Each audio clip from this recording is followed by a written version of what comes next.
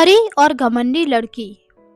एक गांव में सुमन नाम की लड़की रहती थी। वह बहुत ही घमंडी थी और हमेशा दूसरे बच्चों का मजाक उड़ाया करती थी, जिस वजह से दूसरे बच्चे उससे दूर ही रहा करते थे और सुमन भी अपने घमंड में हमेशा चूर रहती थी।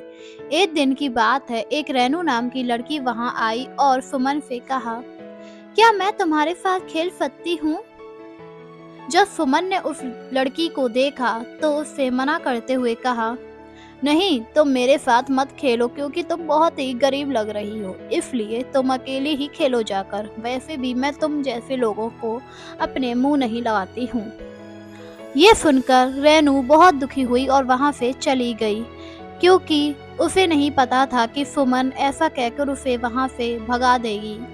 धीरे धीरे समय गुजरा और समय के साथ सुमन और ज्यादा घमंडी होती जा रही थी। एक दिन सुमन दूसरे बच्चों का मजाक उड़ा रही थी और उनके साथ बुरा व्यवहार कर रही थी। तभी वहां एक परी आई और उसने सुमन से नरमी से कहा, अरे, तुम इस तरह इन बच्चों के साथ व्यवहार क्यों कर रही हो? आखिर ये तुम्हारे दोस्त हैं? नहीं, ये मेरे दोस्त नहीं हैं। ये गरीब मेरे दोस्त हो ही नहीं सकते। अरे, तुम इन बच्चों को गरीब क्यों बोल रही हो? लगता है तुम्हें अपने ऊपर बहुत ही घमंड है। और यह कहकर उस परी ने बच्चों को अमीर बना दिया, जिसे देखकर सुमन बहुत हैरान हुई। और परी ने सुमन से कहा, तुम्हें हैरान होने की कोई जरूरत नहीं है। मैं परी हूँ और मैं कुछ भी कर सकती हूँ। क्या आप मेरे लिए चॉकलेट मंगा सकती हैं? हाँ, मैं तुम्हारे लिए अभी चॉकलेट मंगा देती हूँ। और यह कहकर परी ने बहुत सारी चॉकलेट मंगाई और उन सभी बच्चों को दे दी। इसके बाद परी ने सुमन से नरमी से कहा, अब तुम कभी भी घमंड मत करना, क्योंकि घमंड करना अच्छी बात नहीं होती है। यदि तुम अभी से घमंड करोगी तो तुम आगे कभी भी नहीं बढ़ पाओगी।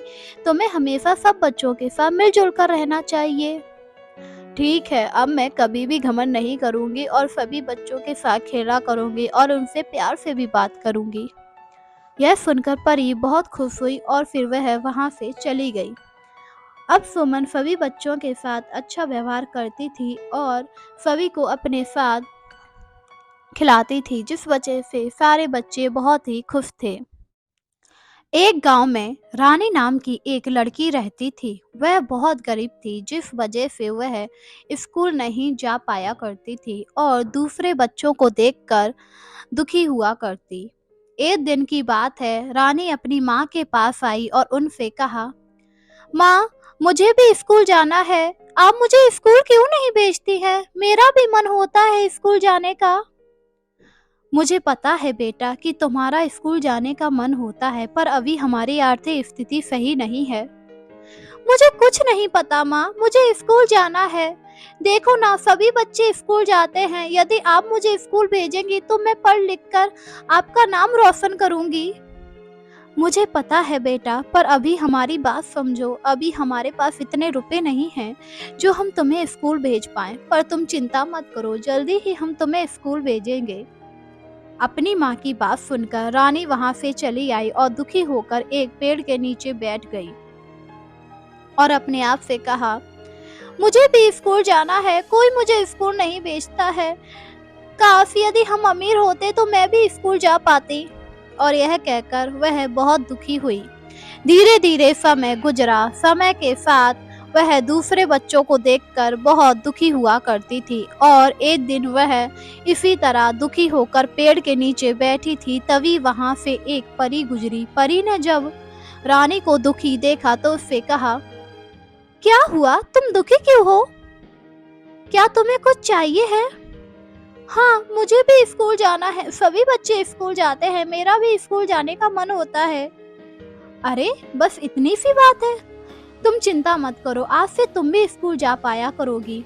और यह कहकर परी ने अपनी जादुई छड़ी से एक जादुई पेंसिल बनाई और रानी को दे दी। इसके बाद उसने रानी से कहा, ये जादुई पेंसिल है, इसकी मदद से तुम जो भी मांगोगी तुम्हें मिल जाएगा। ये सुनकर रानी बहुत खुश हो गई और वह उस जादुई पेंसिल को घर पर ले आई। और घर पर लाने के बाद उसने अपनी माँ को सारी बात बताई। इसके बाद रानी ने उस जादुई पेंसिल को घुमाकर बहुत सारे रुपए मांगे और जिससे उसे बहुत सारे रुपए मिल गए। ये देखकर उसकी माँ और वह बहुत खुश हुई और उसकी माँ ने रानी से कहा, अरे वाह बेटा, ये तो पेंसिल बड़ी ही अच्छी है। इससे तो तुम अब स्कूल जा पाया करोगी।